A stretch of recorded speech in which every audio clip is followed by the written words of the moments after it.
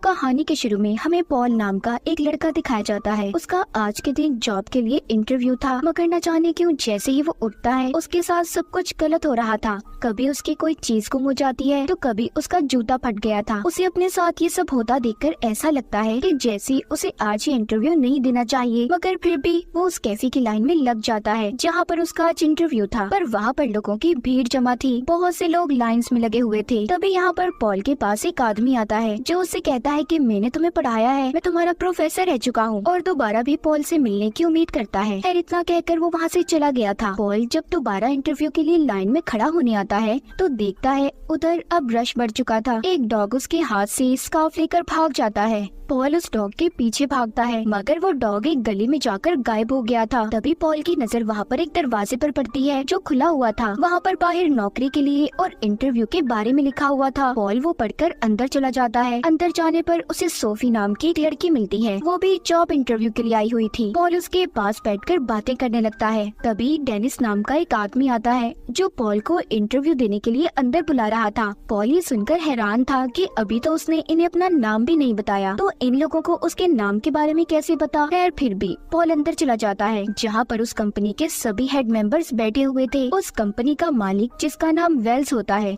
वो पॉल से पूछता है कि आखिर तुम यहाँ पर इंटरव्यू देने कैसे पहुँचे। पॉल उन्हें अब अपनी सारी कहानी के बारे में बताता है। कहता है कि जब मैं सुबह उठा तब से मेरे साथ सब कुछ गलत हो रहा है। आते हुए मेरी बस छूट गई, फिर जिसके बाद मुझे जिस कैफे में इंटरव्यू देने जाना था उधर बहुत रश था। मैं जब लाइन में खड़ा हुआ तो एक डॉग मेरा स्कार्फ लेकर इस तरफ भाग आया। मैंने फिर एक दरवाजा देखा और मैं नहीं जानता था कि इधर कोई कंपनी है। बात करते हुए बार बार पॉल एक दीवार को देख रहा था। वेल्स पूछता है तुम बार बार उधर क्या देख रहे हो। वो कहता है सामने जो दीवार है मुझे लगता है कि वो लंदन का नक्शा है, जो कि थोड़ा अजीब है। ये सुनकर बाकी के जितने भी लोग उधर बैठे हुए थे सभी हैरान हो जाते हैं। फिर जिसके बाद वही आदमी डेनिस आता है जो पॉल को अंदर बुला कर गया था। वो पॉल से कहता है अब तुम यहाँ से जा सकते हो। पॉल भी बेचारा समझ गया था कि इतनी बड़ी कंपनी में भला उसे नौकरी कौन देगा। पॉल उसी दरवाजे से बाहर आ गया था जहाँ पर अब वो डॉग भी था जो उसका स्कार्फ लेकर भागा था। वो उसे वापस कर देता है। पॉल घर आ गया था जहाँ पर आकर उसे ये बात पता चलती है जो लड़का पहले उसके साथ रहा करता था वो उसका कमरा छोड़कर जा रहा है। ये बात सुनकर वो और ज्यादा परेशान हो जाता है क्योंकि अब उसे ही इस कमरे का सारा किराया देना था। मगर मुसीबत ये थी कि उसको अभी तक कहीं पर नौकरी नहीं मिली थी। जब वो इस बारे में उसी लड़के से बातें कर रहा था तभी उसके घर पर एक लेटर आकर गिरता है जिसमें ये लिखा हुआ था कि वेल्स ने उसे नौकरी पर रख लिया है। ये सुनकर तो उसकी खुशी का कोई ठिकाना ही नहीं था। वो अगले दिन तैयार होकर कंपनी में पहुंच जाता है जिधर रिसेप्शन पर उसे एक लेडी मिलती है। तभी उधर डेनिस आ गया था। डेनिस दरअसल वेल्स का खास आदमी था। वो पॉल को अपने साथ ले जाता है, पर पॉल अभी भी इस बात पर परेशान था कि आखिर ये कंपनी काम क्या करती है और उसे यहाँ पर रहकर करना क्या होगा। डेनिस उसे उस जगह पर छोड़ देता है जहाँ पर पॉल को काम करना था। उधर वो देखता है कि वही लड़की सोफी जिससे वो इंटरव्यू के दौरान मिला था वो बैठी हुई थी। मतलब इन लोगों ने उसे भी जॉब पर रख लिया था। पॉल के हाथ में कॉफी होती है जिसे देखकर सोफी कहती है कि मुझे चॉकलेट और कॉफी बिल्कुल पसंद नहीं, तो प्लीज तुम इसे फेंक दो, मेरे सामने मत पीना। पॉल सोफी से बात करता है कि हमें इन लोगों ने नौकरी पर तो रख लिया, पर हमारा काम क्या होगा और हमने यहाँ पर रहकर करना क्या है। सोफी कहती है उफ चुप हो जाओ, कितना बोलते हो तुम। तभी इनके पास रिसेप्शनिस्ट लेडी आती है जो इनके लिए बहुत सारे मैप्स नक्शे लाई थी। वो इन्हें उसमें एक खास जगह का नाम बताकर उन मैप्स में ढूंढने का कहती है। दोनों अपने काम पर लग गए थे। बहुत ज्यादा ढूंढने के बाद भी इन्हें उस खास जगह का नाम नहीं मिलता। ब्रेक भी हो गई थी। ब्रेक में जब दोनों नीचे आते हैं तो इसी कंपनी में काम करने वाली एक लेडी दोनों को बाहर ले आई थी और सोफी से कहती है कि तुम सामने उस लड़की को देखो जो गार्डन बाग में बैठी किताब पढ़ रही है। तुम्हें उसकी किताब और उसके दिमाग को पढ़ना होगा। वो एक कहानी पढ़ रही है। जब उसकी कहानी का कैरेक्टर पानी में गिर जाएगा बस मुझे तब बता देना।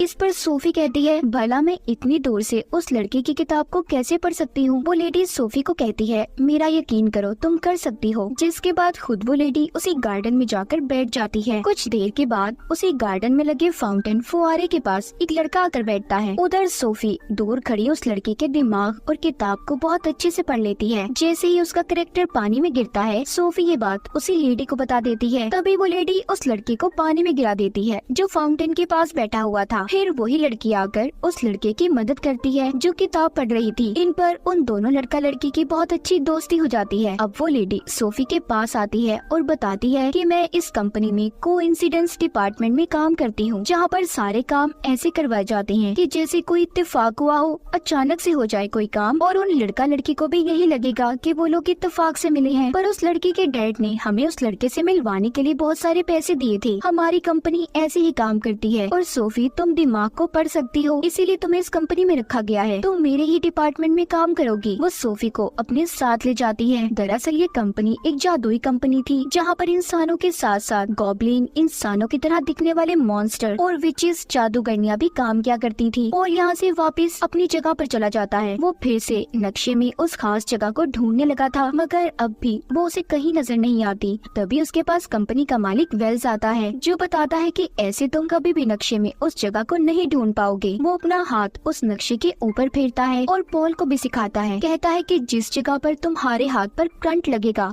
वही वो खास जगह होगी, जिससे तुम्हें पता चल जाएगा। जिसके बाद वो पॉल को अपने साथ ले जाता है। पॉल वेल्स से पूछता है कि आखिर आपकी कंपनी काम क्या करती है। वो बताता है हमारी कंपनी लोगों की फीलिंग्स, एहसासात को बदलने का काम करती है, जैसे किसी इंसान को प्यार करवाना या किसी का डाइवोर्स, तलाक करवा देनी, ये सब कुछ। वो पॉल को अपने ऑफिस में ले जाता है और कहता है पॉल, क्या तुम जानते हो तुम्हारे अंदर एक खासियत है, तुम छुपी हुई चीजों को तलाश कर सकते हो, जो चीजें एक आम इंसान नहीं देख सकता। तुम्हारी आंखें उन्हें ढूंढ सकती हैं। तुम्हारे मॉम डैड को तुम पर फख्र होगा। और ये बात मैंने तुम्हारे अंदर तब देखी जब पहली बार तुम इंटरव्यू देने के लिए आए थे। तुमने उस दीवार पर नक्शा ढूंढा था। तभी उधर डेनिस आ जाता है, जो वेल्स से कहता है नहीं, पॉल ऐसा नहीं कर सकता, उसके डैड तो बिल्कुल भी उससे प्यार नहीं करते थे। ये सुनकर वेल्स कहता है नहीं, इस बात से इन चीजों पर कोई फर्क नहीं पड़ता। मेरे डैड भी मुझसे नफरत करते थे। उन्होंने मुझसे एक कॉन्ट्रैक्ट पर साइन करवाए कि अगर मैंने उन्हें धोखा दिया तो वो मेरी सोल, आत्मा को कैद कर देंगे। पर अब मेरे डैड इस दुनिया में नहीं है, तो मैं अब फ्री हूँ। वेल्स यहीं पर पॉल को एक पोर्टेबल डोर ढूंढने का कहता है, जो इस मूवी का नाम भी है। वो बताता है कि वो बहुत खास है, वो एक जादुई दरवाजा है जिससे हम कहीं पर किसी भी जगह पर जा सकते हैं, और तुम इसलिए यहाँ पर हो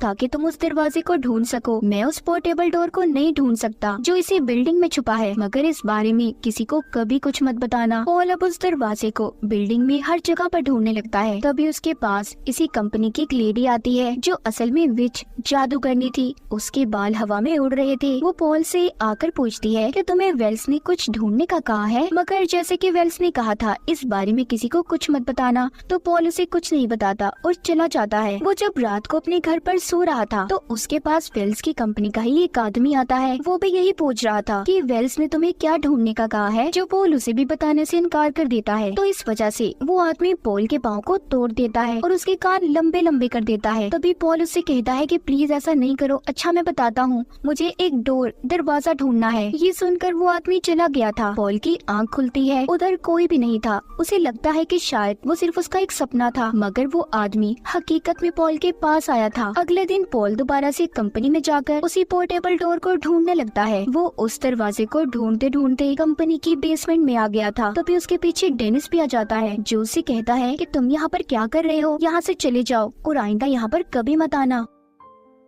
उधर दूसरी तरफ सोफी भी कोइंसिडेंस डिपार्टमेंट में काम कर रही थी। वो लोगों को इत्तेफाक से मिलवाया करती थी, मगर अब उसे अपने अंदर कुछ बदलाव महसूस होते हैं। उसे ऐसा लग रहा था कि जैसे उसके दिलो दिमाग को कोई कंट्रोल कर रहा हो, इसीलिए वो अब इस नौकरी को छोड़ना चाहती थी। वो इस डिपार्टमेंट की हेड से इसी सिलसिले में बात करती है, जिस पर वो लेडी कहती है कि तुम इस तरह इस जॉब को छोड़कर नहीं जा सकती, क्योंकि तुमने कॉन्ट्रैक्ट पेपर पर साइन किए हैं। तभी वहाँ पर पॉल आ जाता है, जो उससे कहता है कि चलो मेरे साथ। सोफी उसके सामने चॉकलेट खाती है। पॉल पूछता है कि कल तक तो तुम बिल्कुल भी इन चीजों को पसंद नहीं करती थी, आज क्या हो गया तुम्हें। वो उसे अपने साथ एक बार में ले जाता है, जहाँ पर वो उसे बताती है कि पता नहीं मुझे क्या हो गया है, जो चीजें मुझे कभी पसंद नहीं थी वो मुझे अच्छी लगने लगी है। ये सब सुनकर पॉल कहता है ओ फिक्र नहीं करो, ऐसा अक्सर हो जाता है। सोफी कहती है तुम आजकल वेल्स के साथ काम कर रहे हो ना, मैंने सुना है, मेरी हेड मुझे बता रही थी कि एक दिन उसने अपने डैड को कहीं पर गायब कर दिया था, जिसके बाद आज तक वेल्स के डैड का कुछ पता न चल सका, तो जरा उनसे संभल कर रहना। मुझे लगता है कि डेनिस और वेल्स मिलकर कंपनी में कुछ करना चाहते हैं। अगले दिन रोज की तरह पॉल कंपनी में जाकर उसी पोर्टेबल डोर को ढूंढने लग जाता है। वो उसी बेसमेंट में वापस आ गया था जहाँ पर उसे डेनिस ने आने से मना किया था। वो डोर दरवाजे को ढूंढता ढूंढता एक दीवार के पास पहुँचता है जहाँ पर उसे कुछ अलग ही महसूस हो रहा था। उसे अपनी ताकतों से पता चल जाता है कि वो कोई दीवार नहीं बल्कि किसी जगह का रास्ता है। पॉल जब उसके अंदर जाता है तो वो एक जादूगर का कमरा था जहाँ पर कुछ अजीब चीजें पड़ी हुई थी। वहाँ पर उसे एक बड़ा सा स्टेपलर भी पड़ा दिखाई देता है। जब वो उसे हाथ लगाता है तो उसे अपनी ताकत, अपनी पावर से पता चलता है कि वो एक गॉब्लिन था। पॉल अपनी ताकत का इस्तेमाल करके उस पोर्टेबल डोर को भी ढूंढ लेता है जो उसे वेल्स ने ढूंढने के लिए कहा था। अब वो उस पोर्टेबल डोर जादुई दरवाजे की मदद से वापस कंपनी में आ जाता है। वो दरवाजा एक टॉवल तौलिए में बदल गया था। वो कंपनी में आकर छुपकर वेल्स की बातें सुनता है जहाँ पर वो सबको बता रहा था कि वो अपने ऑफिस के लोगों पर एक्सपेरिमेंट तजुर्बा कर रहा है। वो उन लोगों की पसंद नापसंद, उनकी फीलिंग्स, एहसासात और उनकी हर चीज को बदल देगा, जिसके बाद वो उन लोगों को अपने मुताबिक चला सकता है। और उसके इस एक्सपेरिमेंट का पहला शिकार सोफी थी, क्योंकि उसने जो कॉन्ट्रैक्ट पेपर साइन किए थे वो इसी चीज के बारे में थे और यही वजह थी कि सोफी को अपने अंदर बदलाव नजर आ रहे थे। ये सब सुनकर पॉल यहाँ से भागने लगता है।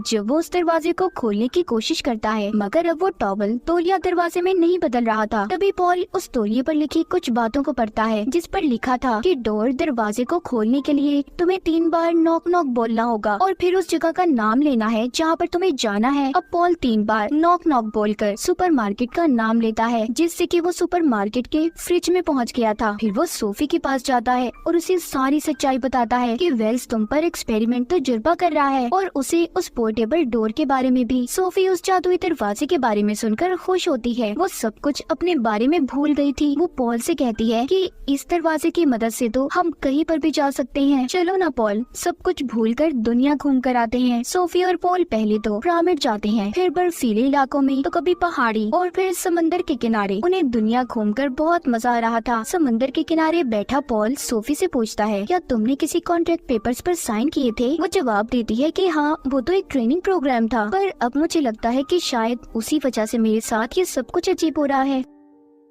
खैर, अब वो दोनों उस पोर्टेबल डोर की मदद से वापस से कंपनी में आते हैं और उस कॉन्ट्रैक्ट को ढूंढने लगते हैं। तभी उन्हें एक आदमी के नाम का कॉन्ट्रैक्ट मिलता है जिसमें उन्हें ये पता चलता है कि वेल्स यहाँ पर लोगों की सोल, आत्मा को चुराता है। वो पहले कॉन्ट्रैक्ट पेपर पर साइन करवाता है जिसके बाद उस पेपर को बैंक ऑफ डेथ यानी कि मौत के बैंक में जमा करवा देता है। इस तरह वो उस इंसान की आत्मा को कैद कर सकता था। वो दोनों उस पेपर को पढ़ ही रहे थे, तभी उधर बहुत सारे गॉब्लिन्स, मॉन्स्टर्स आ जाते हैं। ये दोनों डरकर वहाँ से भाग गए थे। तभी इनके सामने डेनिस आता है। जब ये उसे बताती है कि हमारे पीछे बहुत सारे मॉन्स्टर्स लगे हुए हैं, तो तभी वो ये देखते हैं कि डेनिस भी एक गॉब्लिन है। कुछ देर के बाद उधर वेल्स भी आ जाता है। तभी उन दोनों की किसी बात को लेकर बहस हो रही थी। इस बात का फायदा उठाकर पॉल और सोफी उस पोर्टेबल डोर की मदद से यहाँ से भाग गए थे, मगर गलती से वो दरवाजा खुला रहता है। तभी वेल्स उन दोनों को एक ऐसी जगह पर भेज देता है जहाँ पर एक जेल था। उधर एक जेल में सोफी और पॉल को एक आदमी मिलता है जो असल में वेल्स के डैड थे, जो बताते हैं कि जब मुझे मेरे बेटे की शैतानी इरादों के बारे में पता चला कि वो लोगों की आत्माओं को कैद करता है, तो उसने मुझे इस जेल में कैद कर दिया ताकि मैं उसे कभी भी रोक ना पाऊँ। यानी कि जो बात सोफी ने पॉल को बताई थी कि वेल्स ने अपने डैड को कहीं पर गायब कर दिया,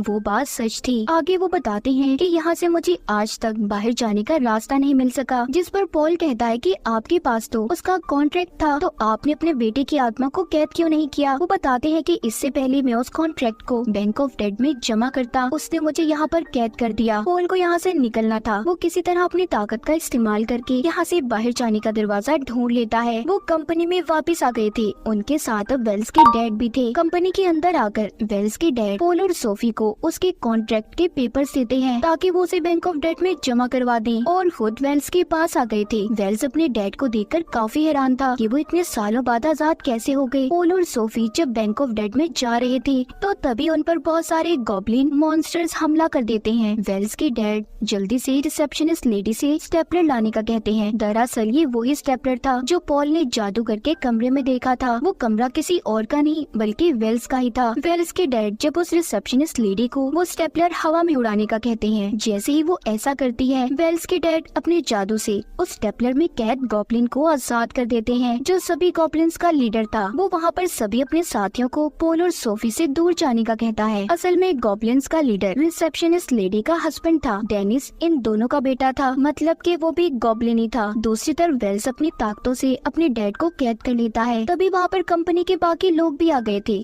जो वेल्स को समझा रहे थे कि ऐसा मत करो, मगर वो यहाँ पर पॉल से कहता है कि अगर तुमने मेरे कॉन्ट्रैक्ट को वापस ना किया तो मैं सोफी को मार दूंगा। पॉल क्योंकि सोफी से प्यार करता था, वो उसकी जान बचाने के लिए वेल्स को वो कॉन्ट्रैक्ट के पेपर्स देने ही वाला था। तभी सोफी इशारों से पॉल से बात करती है, कहती है कि जेल से आने का कोई दरवाजा नहीं था पॉल, तुमने अपनी पावर्स ताकत का इस्तेमाल करके आने के दरवाजे को बनाया और अब भी तुम अपनी ताकत इस्तेमाल करके दरवाजा बना सकते हो। तभी पॉल सोफी की बात मानकर अपनी ताकत का इस्तेमाल करता है। उसने वहाँ पर बहुत से दरवाजे बना लिए थे। तभी वो बैंक ऑफ डेड के दरवाजे को ढूंढकर उसमें चला जाता है और वहाँ की रिसेप्शनिस्ट लेडी को वेल्स का कॉन्ट्रैक्ट जमा करवा देता है। ऐसा करते ही वेल्स की सारी ताकतें खत्म हो गई थी। उसके डैड उसे उसी जगह पर कैद कर देते हैं जहाँ पर वेल्स ने अपने डैड को कैद किया था। पॉल बैंक ऑफ डेड से वापस आ गया था। सोफी ये देखकर उसे गले लगा लेती है। वो बहुत खुश थी कि उसने उसकी जान को बचाया। वो सोफी को उसका कॉन्ट्रैक्ट वापस करता है। वेल्स के डैड ने अपनी कंपनी में दोबारा अपनी सीट ले ली थी। वो पॉल और सोफी को भी अब अपनी कंपनी में रख लेते हैं और एक ऊंची पोस्ट देते हैं। पॉल सोफी से पूछता है, क्या तुम मुझे पसंद करती हो? सोफी ने भी हाँ में जवाब दिया था। और इसी हैप्पी एंडिंग को दिखाते हुए इस फिल्म की कहानी यहीं पर खत्म हो